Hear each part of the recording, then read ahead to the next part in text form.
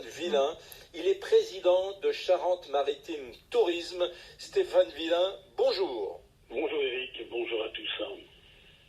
Alors, il y a quelques instants, nous étions au 32-16 avec quelqu'un qui nous appelait pour nous dire, moi j'ai de la chance, j'habite dans les Deux-Sèvres et à moins de 100 km de chez moi, il y a la côte de charentaise, il y a la Charente-Maritime, il y a La Rochelle et toutes les petites communes du littoral autour. Et c'est un coin merveilleux. J'ai beaucoup de chance que dans le cercle des 100 km, il y ait cette zone-là. Et oui, les Français vont se réintéresser aux petits spots, aux petites plages, aux petites forêts, au tourisme vert, pas forcément au bord de la mer, qu'il y a pas très loin de chez eux. Stéphane Villain.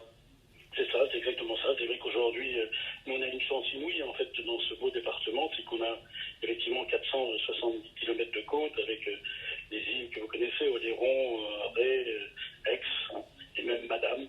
Et c'est vrai qu'on a 160 km de plage, donc on est un département qui est toujours très prisé par les touristes. Vous savez, pour nous, le tourisme, c'est 1,8 milliard, c'est 33 millions de nuitées, tout hébergement confondu. C'est vrai que la Charente-Maritime reste sur le podium des destinations françaises en termes de tourisme.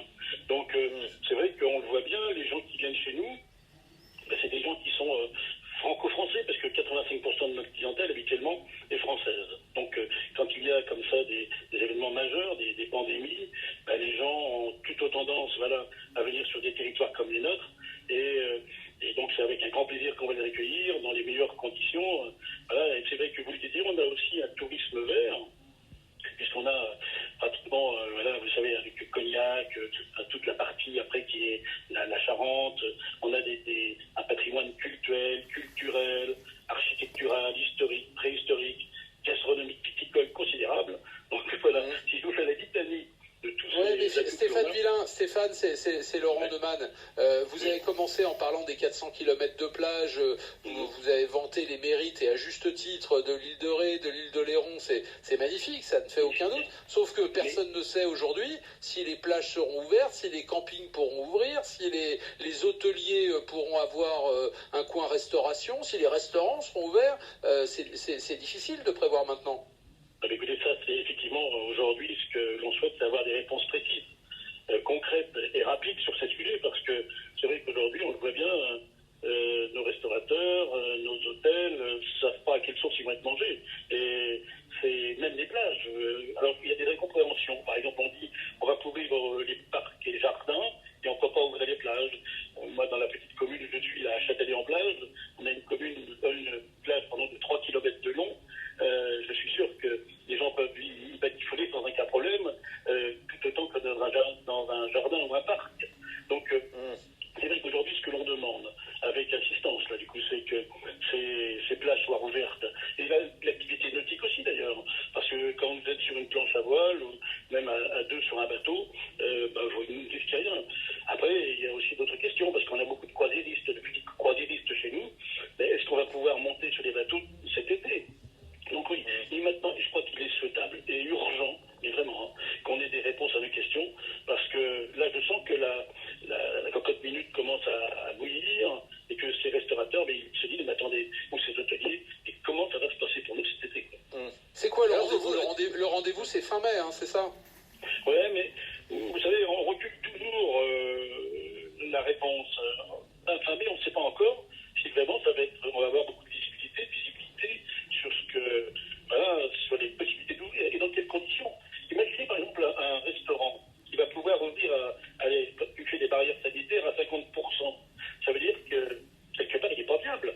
Et il y en a parlez bien d'en face, on vous entend pas très bien. D'accord. Du micro. Voilà, là, c'est mieux.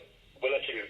En fait, aujourd'hui, c'est vrai que 50% d'un restaurant utilisé par des gens qui viennent manger, ça ne suffit pas économiquement à faire vivre le restaurateur. Donc il faut là aussi, si vous voulez, que bien sûr je comprends tout ça, les barrières, etc. Mais il faut qu'à un moment donné, on donne aussi de la visibilité, ce que je disais, en fait, à ces restaurateurs, de savoir comment ils vont faire pour accueillir des touristes dans les meilleures conditions. Ouais. En tout cas, vous avez un magnifique département, hein, La Rochelle, Châtelaillon-Plage, je me souviens, Rochefort, les îles, Ouais. l'île de Ré, l'île d'Oléron, quand on y pense. L'île d'Aix, où Napoléon est venu passer une de ses dernières nuits avant d'aller en exil, la petite île d'Aix. Et puis alors, vous avez cité une île que je connaissais pas, vous avez dit quoi? L'île Madame? C'est quoi? C'est où l'île Madame? C'est la quatrième de nos petites îles, qui est magnifique. Alors bon, il y a quelques habitants dessus, mais elle est en face Rochefort, là, sur mer, qui est aussi la d'accord. petite île.